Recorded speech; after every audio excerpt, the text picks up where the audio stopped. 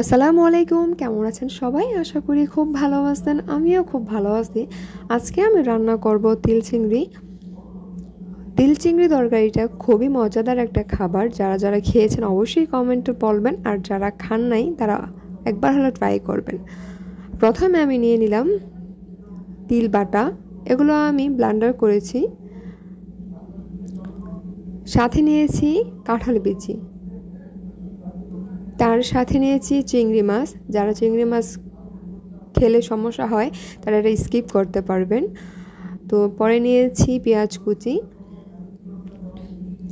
চলুন রান্নাটা শুরু করি। এখন প্রথমে একটা কড়াইতে দিয়ে দিব আমি পরিমাণ মতো তেল।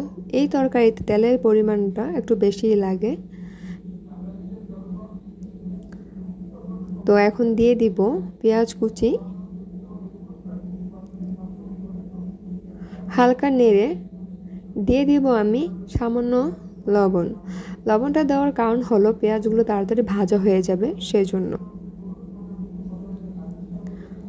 এখন আমি দিয়ে দিব রসুন বাটা। এখন আমি দিয়ে দিব আদা বাটা। এখন ভালো করে ভেজে নিতে হবে। দিয়ে দিলাম তেজপাতা, দিয়ে দিলাম চিংড়ি মাছ। এখন ভালো করে সবগুলো উপকরণ ভেজে নিতে হবে। ভাজা হয়ে গেলে এখন দিয়ে দিব হলুদের ফাঁকি,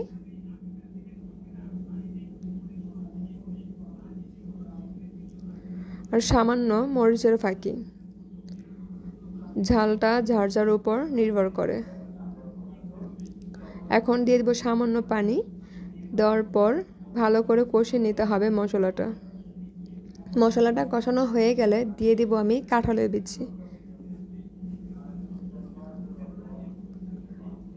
এখন এগুলো মিশিয়ে নিতে হবে।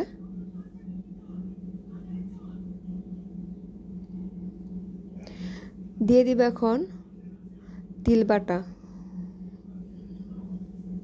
এখন ভালো করে এগুলো মিশিয়ে নিতে হবে। দেখুন মিশানো হয়ে গেছে। ঢাকনা দিয়ে আমি 10 মিনিটের জন্য রেখে দিব।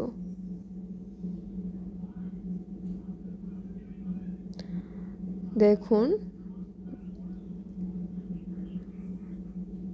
এখন হালকা নাড়তে হবে। নাড়ার পর আবার ঢাকনা ঢেকে দিলাম।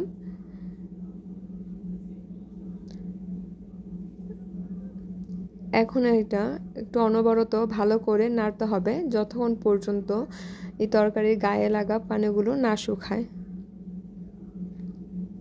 প্রায় হয়ে গেছে আমার তিল চিংড়ি তরকারি।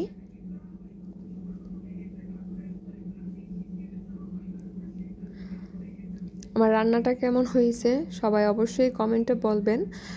আর যারা খান নাই আমার এই ভিডিওটা ফলো করলে আপনারা রান্না করতে পারবেন। একবার খেয়ে দেখবেন কতটা টেস্টি আর ইয়াম্মি খাবার এটা। আর যদি ভালো লাগে আমার এই ভিডিওটা সবাই শেয়ার করে দিবেন। সবাই ভালো থাকবেন, সুস্থ থাকবেন। আল্লাহ হাফেজ।